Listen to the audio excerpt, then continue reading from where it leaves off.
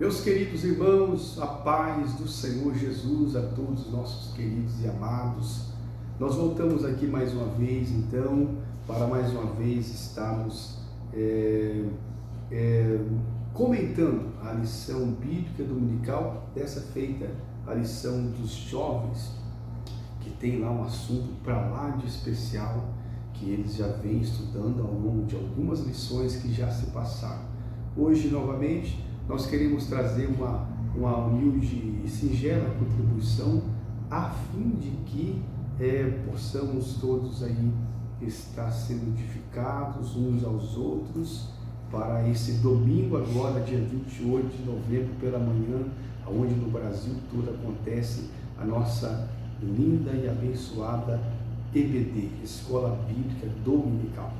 Antes, porém, eu gostaria nesse momento de agradecer e louvar a Deus pela vida dos nossos irmãos queridos, companheiros que sempre estão conosco, nos ajudando, pessoas que Deus tem colocado em nosso caminho para somar força no fazer a obra de Deus, né? Louvo a Deus pela vida do o Marcos Batista, que está por detrás de tudo isso aqui, organizando, fazendo da melhor maneira. Ele que inclusive trabalha com isso, né? O sistema de transmissão ao vivo, Radiocom Web Host, é a empresa que ele tem, né? Trabalha com rádio, TV web, e tem sido uma bênção para muitos pastores, muitas igrejas, muito bem, por aí afora, né? Que maravilha. E também louvo a Deus pela vida do Marcos Jones, que sempre tem estado conosco, sendo esse companheiro, esse parceiro para tudo, né? Para fazermos o melhor para Deus. Irmãos, é uma alegria imensa, uma alegria muito grande mesmo. E também quero louvar a Deus pela vida dos nossos queridos irmãos que já se inscreveram. Nós recentemente estamos agora com essa proposta de transmitir uma pré-aula e muitos irmãos nos alegraram ao fazer a sua inscrição, né? Fico muito contente com isso. E aproveito, então, para pedir a você que se inscreva, ative o sininho, curte, comente, compartilhe, para que nós ficamos assim motivados, né, para poder continuar fazendo isso, transmitindo, cooperando com algo da palavra do Senhor, do nosso Deus. Nós falamos aqui de Toledo, Paraná.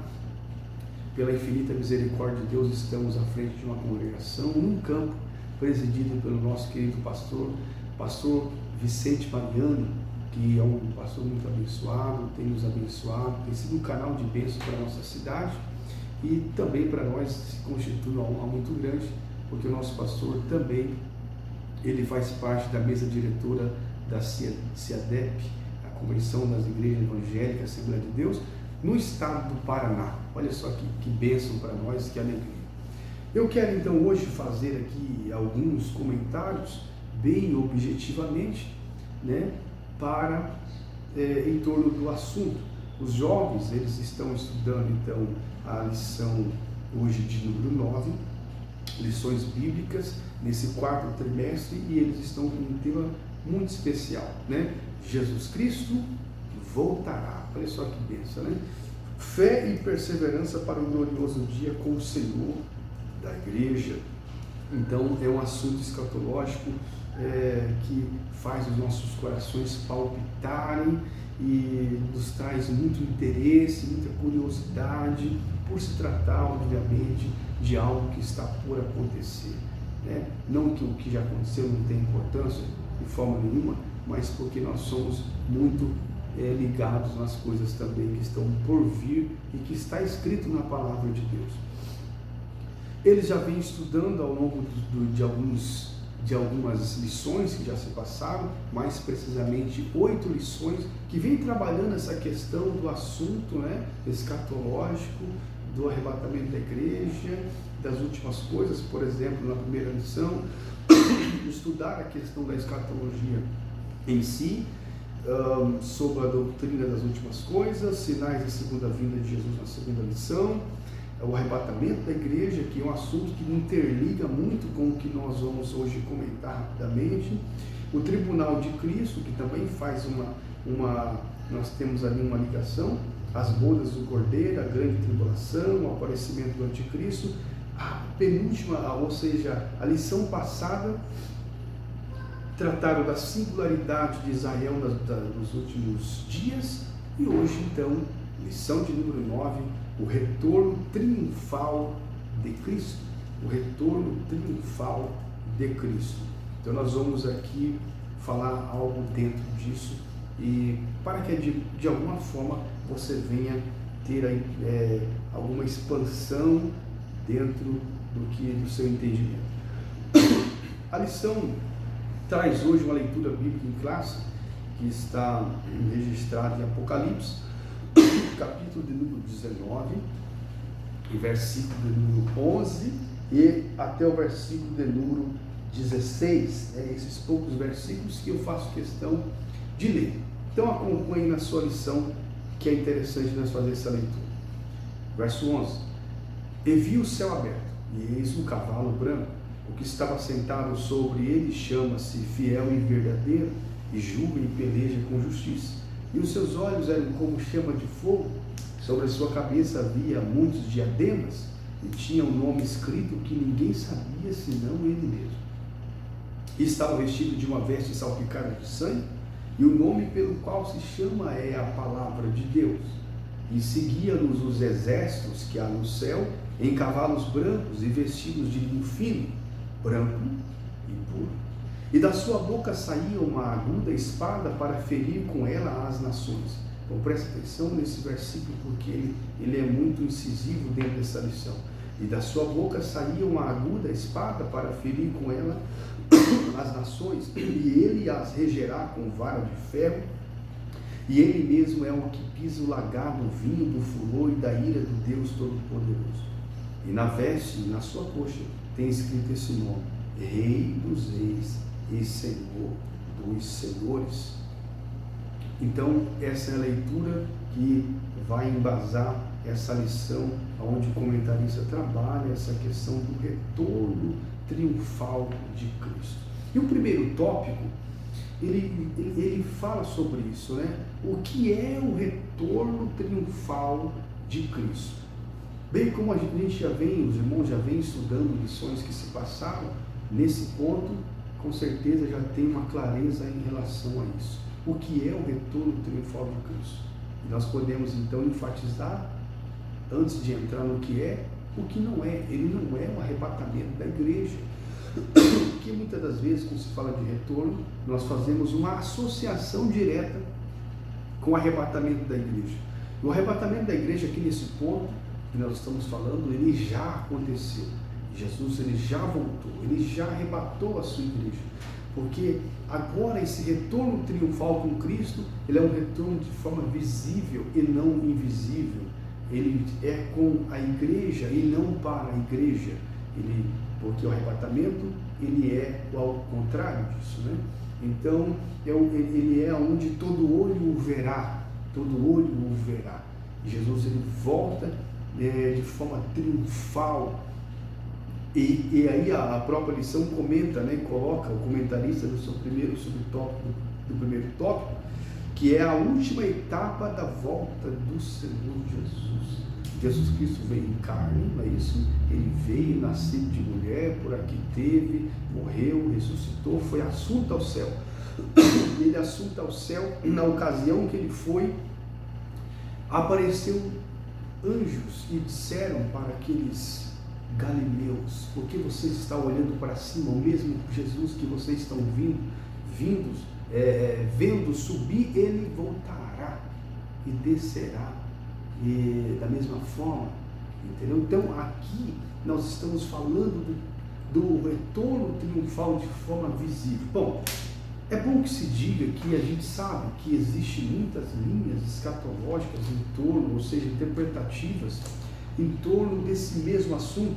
Nós sabemos hoje que existem outros irmãos que têm outra linha de pensamento e por exemplo, nós queremos enfatizar, embora creio que todos que acessam esse conteúdo saibam, mas é bom nós enfatizar que nossa linha escatológica, ela tem uma linha chamada pré-tribulacionista, pré-milenista, ou seja, nós cremos, acreditamos que Jesus ele vai voltar, né?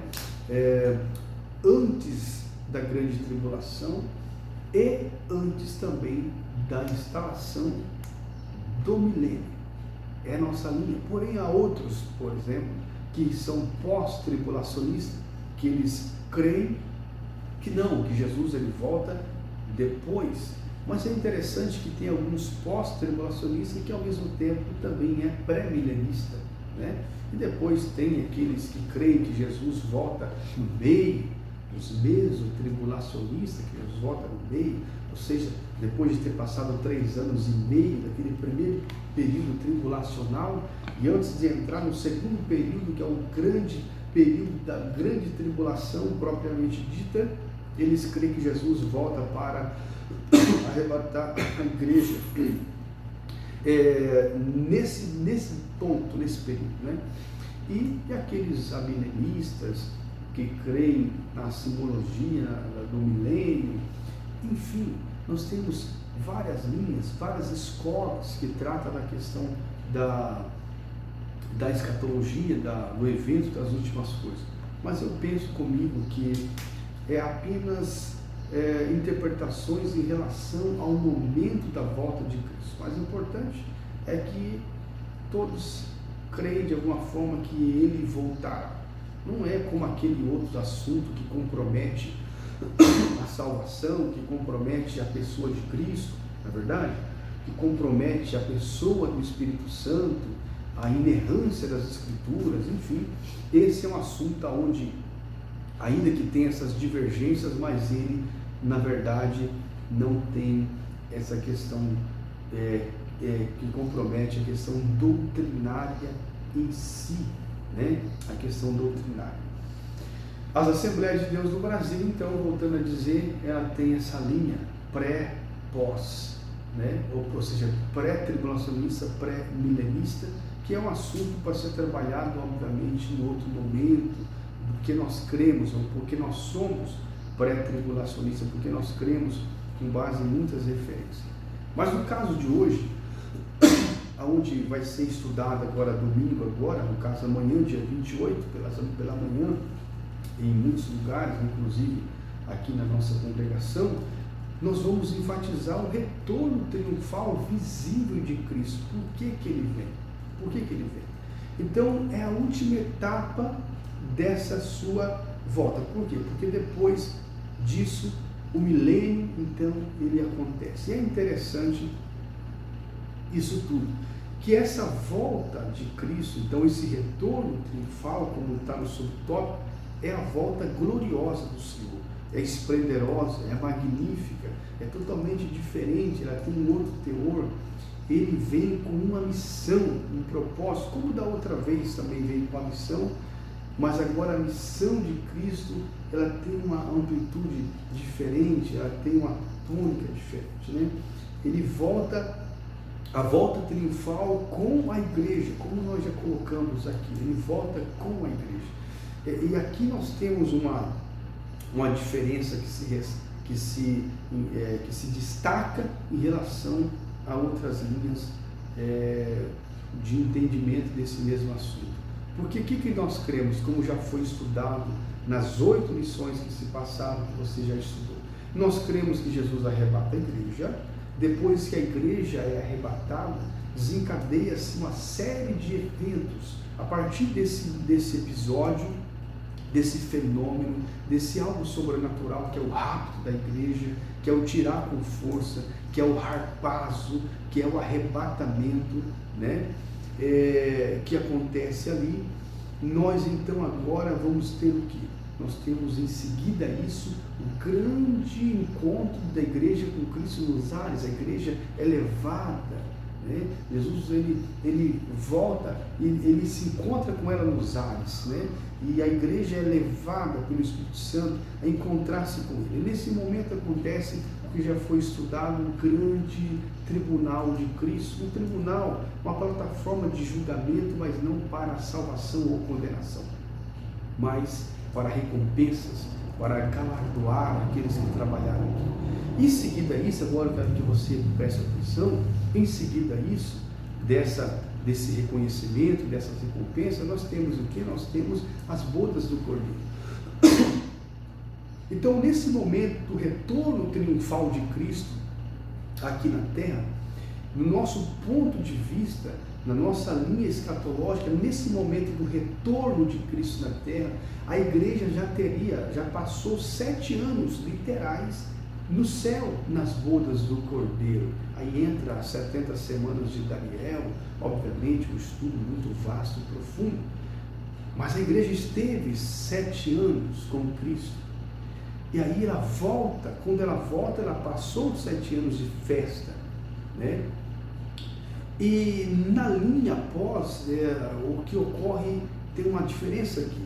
Por quê? Porque os nossos amados e queridos irmãos, com todo o respeito do mundo, obviamente, a muitos deles, eles creem que a volta acontece num momento só, né? Ele volta, arrebata a igreja, e em seguida o milênio, ou seja, esse período de 7 anos que a igreja passa no céu, nessa linha deles não tem. Ou seja, em seguida é o milênio, que eles também creem que o milênio acontece, salvo outras que têm uma outra visão. Mas nós cremos dessa forma, né? Que Jesus, então, ele volta com a igreja depois de ter passado esse período de 7 anos das bodas do Cordeiro. Então, meus queridos irmãos, o primeiro tópico aqui, ele vai enfatizar justamente isso, a volta triunfal com a igreja.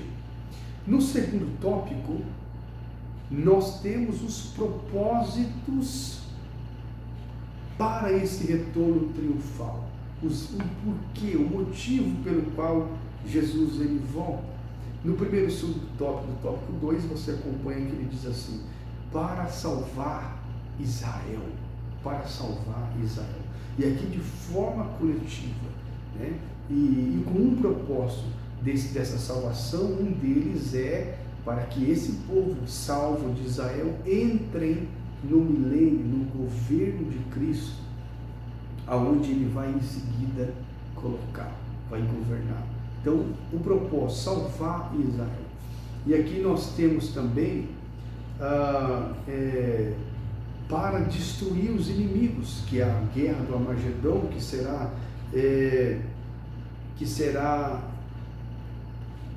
de forma muito intensa enfrentada, um grande enfrentamento. Aqui ele coloca o comentarista que será intensificada pela trindade satânica e as nações que seguiram o anticristo. Por exemplo, nesse momento, nesse ponto da volta de Cristo, ele volta para salvar Israel. Por quê? Porque Israel nesse momento ele está cercado por nações maestrada pelo anticristo, que se levantaram contra o povo de Israel e o cercaram de forma muito opressora, e Jesus veio para salvar a Israel do anticristo. E nesse momento ele julga, aqui é um dos julgamentos de Deus, correto? Um dos julgamentos que, dentre outros que nós temos na Bíblia, esse é um deles, julgamento das nações. Aqui é uma separação dos bodes, das ovelhas, há uma separação, o julgamento das nações, onde Cristo vem e salva Israel. E aquelas pessoas que estavam contra Israel serão julgadas neste momento e terão um destino. E aquelas pessoas que se aliaram e foram a favor de Israel serão julgadas e terão outro destino. O anticristo, o falso profeta, será julgado e também terá um destino, a saber, serão lançados vivos no lago de fogo. Aqui também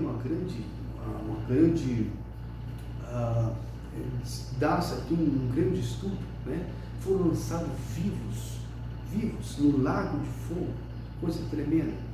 E também o próprio diabo também vai ser julgado aqui, numa espécie de julgamento, porque ele vai ser preso, para então o milênio ser instalado.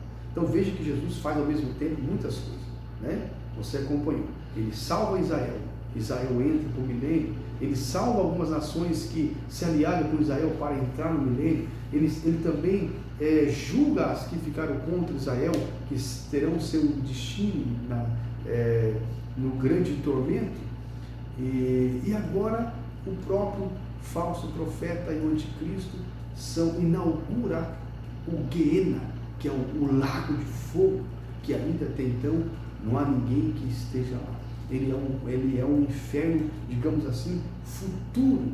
Ele é uma coisa futura que existirá, que ele virá a existir nesse tempo, nesse momento, nessa ocasião. Então nós temos aqui alguns julgamentos que nós vemos aqui. No tópico de número, nós estamos no tópico de número 2.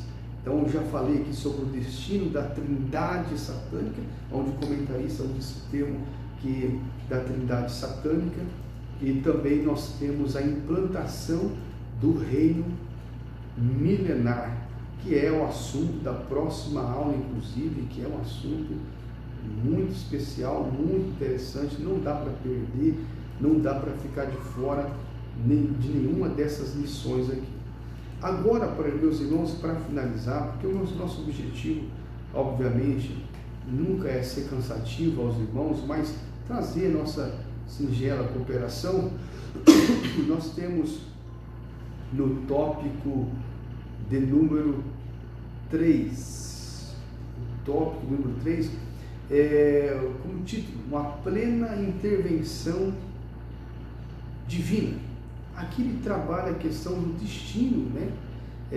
Está escrito acerca do homem do pecado, do filho da perdição, o anticristo. O Senhor desfará pelo assopro da sua boca e aniquilará pelo esplendor da sua vinda. No subtópico, o julgamento das nações, que nós também comentamos de certa forma, e também no seu último subtópico, número 3, a implantação do reino milenar. Então veja, o assunto ele é profundo, né? O assunto, nós estamos aqui, ele é profundo. E o que nós nos alegramos, né? O que nós nos alegramos é com a vitória de Cristo, né? Ele vai esmagar os seus inimigos, ele vai vencer os seus inimigos, ele vai triunfar sobre os seus inimigos, né? Ele vai derrotar os seus inimigos. Tudo está no tempo e na agenda de Deus, esse retorno triunfal. Louvado e engrandecido seja o nome do nosso Senhor e Salvador Jesus Cristo. Bom, eu quero então com isso, depois desses comentários de forma muito objetiva e resumida, louvar a Deus pela sua vida. Você que tem, de certa forma, interessado pelas Escrituras, você que tem lido as Escrituras